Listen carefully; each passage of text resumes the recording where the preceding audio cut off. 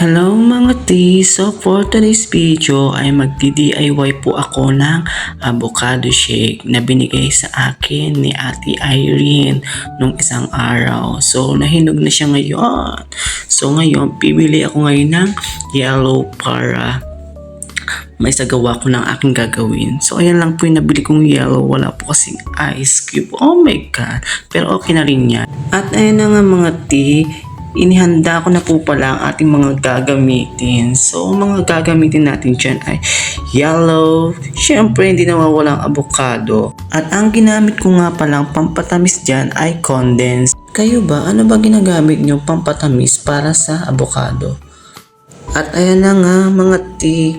Inisa-isa ko na nga isinali ng ating avocado dyan sa isang lagayan.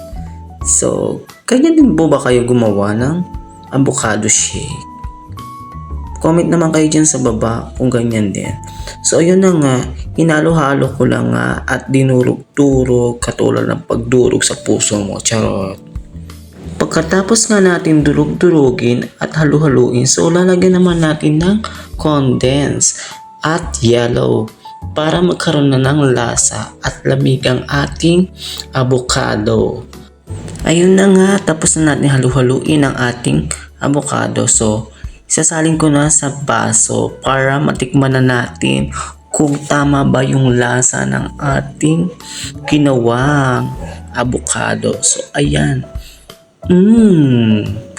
Super sarap niya mga tea. Tamang-tama, saktong-sakto lang ang lasa. Kaya kayo dyan, gumawa na din kayo ng avocado shake. Nakaka-fresh talaga siya at looking good. Ganon. Hanggang dyan na lang po. Bye!